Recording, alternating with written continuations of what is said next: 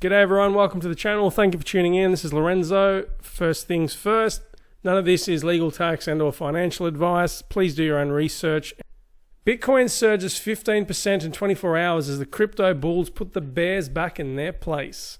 The sudden rush of blood marks an end to a 3-month period of relative price stability for the OG crypto.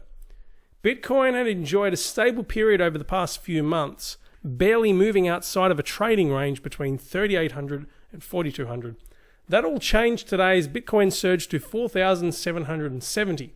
In fact, just elaborating on that, it went into the 5,000s as well, but it's now gone back down to 4,900.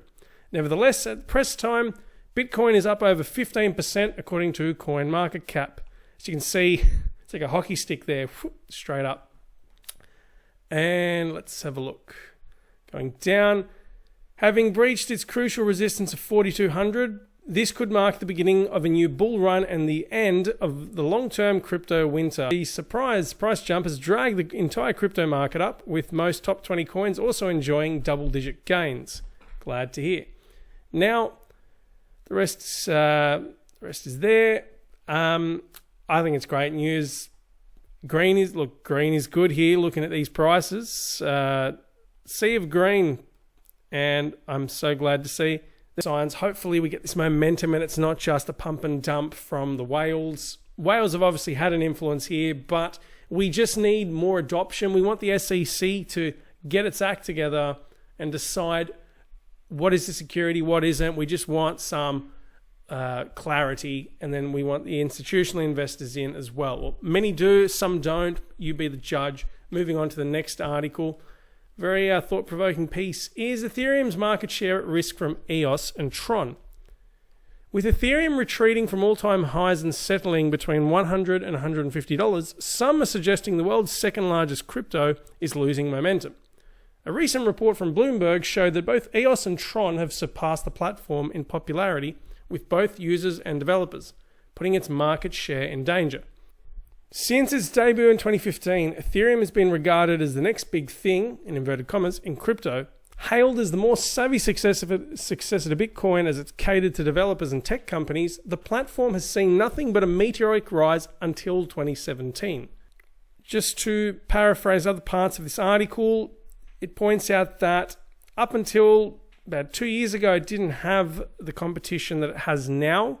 And on top of that, well, let's point out here, platforms such as Tron and EOS attracted many companies that were built on Ethereum's protocol and proved to be worthy opponents to Vitalik Buterin's network. Very good article. I'll provide a link to this in the description.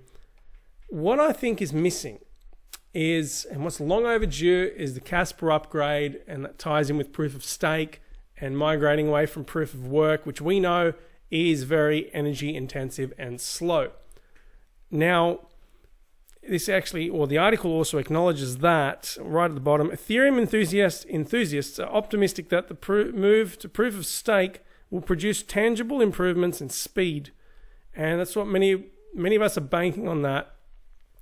EOS and Tron, as we know, they've adopted delegated proof of stake. Ethereum, though, is still languishing with proof of work. We just need some catch up.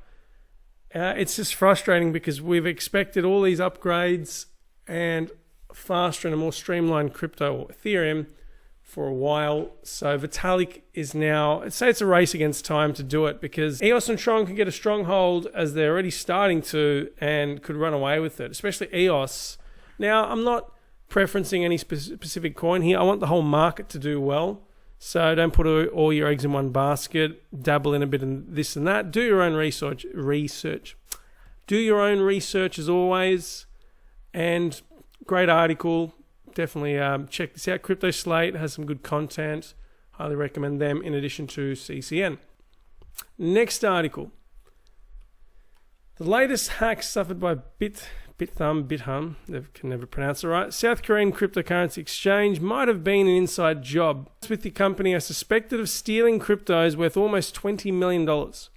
With platforms focusing on securing funds from external incursions, security experts warn that exchanges might be more at risk from their own employees.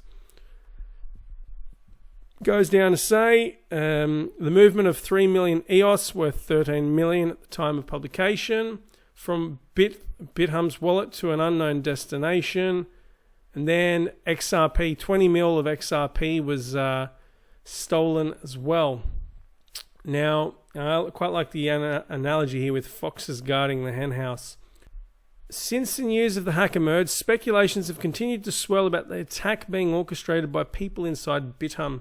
The first primary evidence for these suspicions comes from Bithum's statement about the matter. As a result of the inspection, it is judged that the incident is an accident involving insiders because the external intrusion path has not been revealed until now. Based on the facts, we are conducting intensive investigations with Kaiser, Cyber Police Agency, and security companies. Now, I won't read the rest. There's always a risk with exchanges.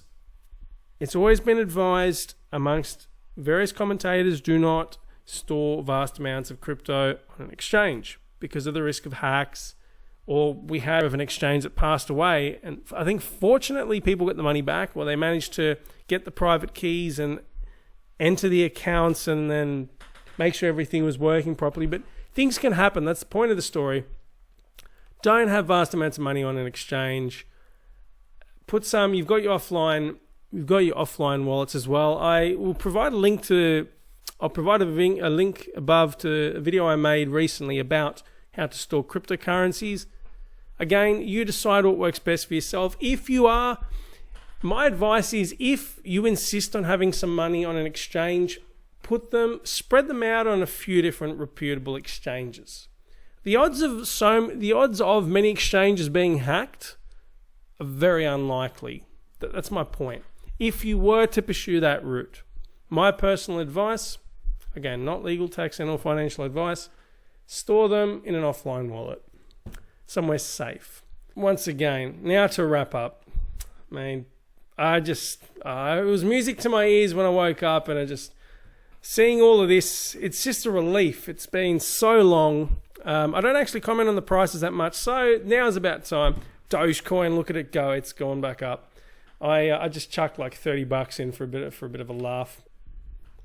Well, they say a rising tide floats all boats, something along those lines. I hope this momentum continues. I don't know when the masses will come in.